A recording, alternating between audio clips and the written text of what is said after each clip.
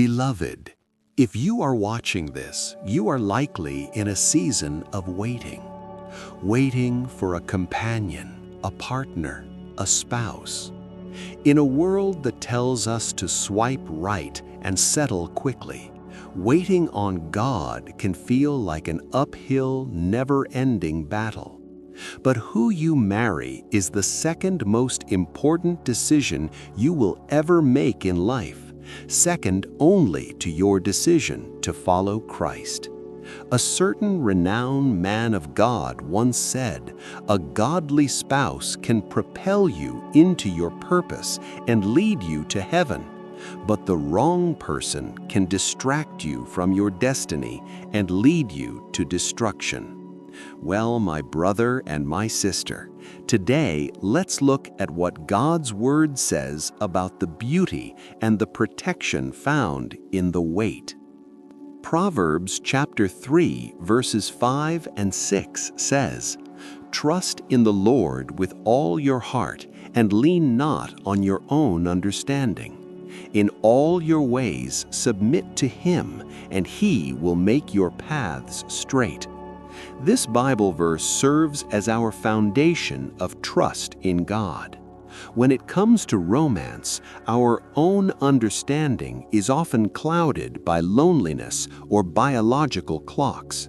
We think we know who is right for us based on a feeling or a connection, but God sees the heart, the future, and the hidden things. He knows the inner secrets of mankind at any season. He's aware of the status of our physical, spiritual, and emotional maturity. Trusting Him means believing that if He hasn't released the person to you yet, He is either preparing them for you or He is preparing you for them. Don't build a marriage on a mere feeling. Build it on the straight, solid path God is carving out for you.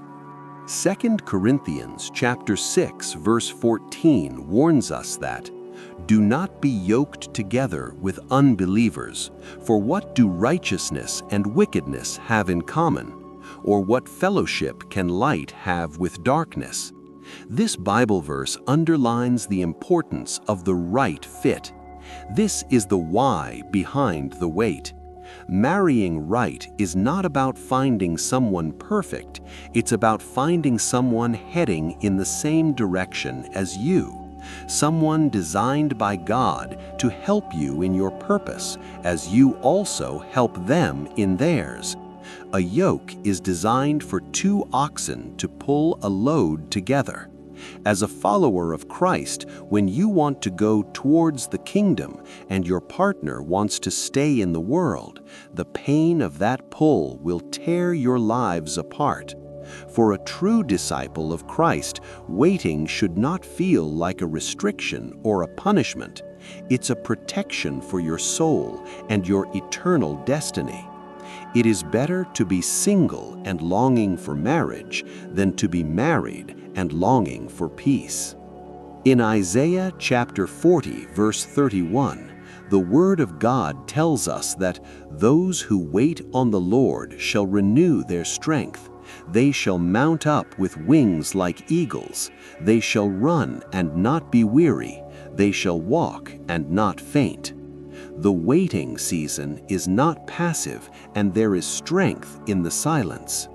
Ask God to make this season a strengthening phase of your life. Use this season to become the person your spouse is also praying to find.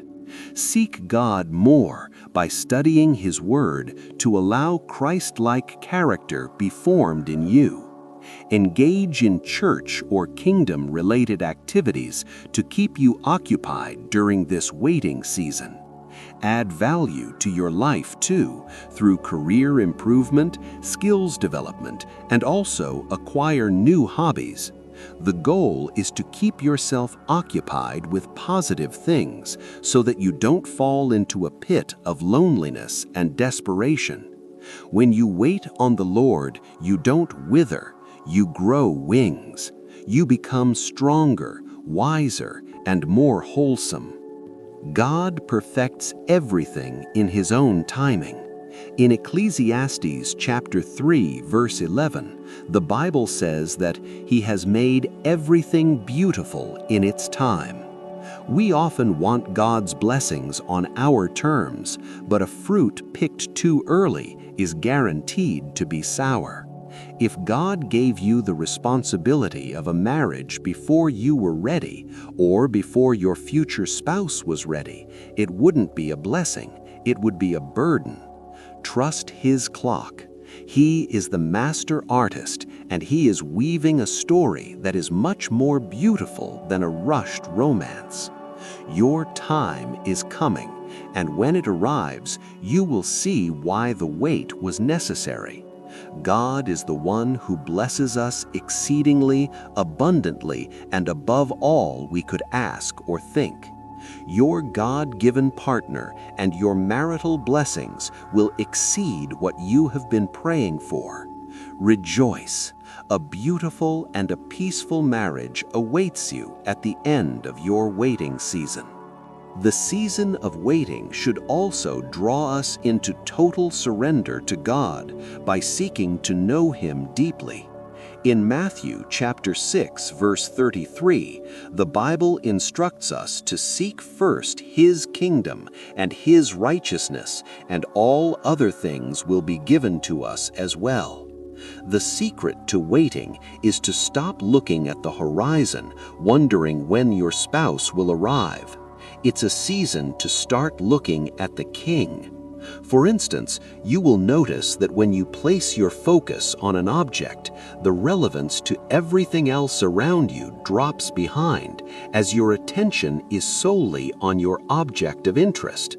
Similarly, focusing on God during this season will help keep the pressures and pulls of life at bay, because the peace and wisdom of God is guiding you on how to handle them. When you get busy doing the work of the kingdom, serving, loving, and growing, one day you will look up and notice someone else running the same race as you are, and that someone will have similar godly interests as you, and both of you will be ready to embrace each other's life. That's another way of how a godly union can be formed. Fall in love with Jesus first, and He will handle the added things in His perfect way. Beloved, wait for the Lord. Be strong and take heart, and wait for the Lord. He promises us in His word that He will never leave us or forsake us. He has engraved you on the palms of His hands, and your life is forever before His eyes. He is very much aware of your need to settle down in a godly marriage, and He's working behind the scenes to make that happen.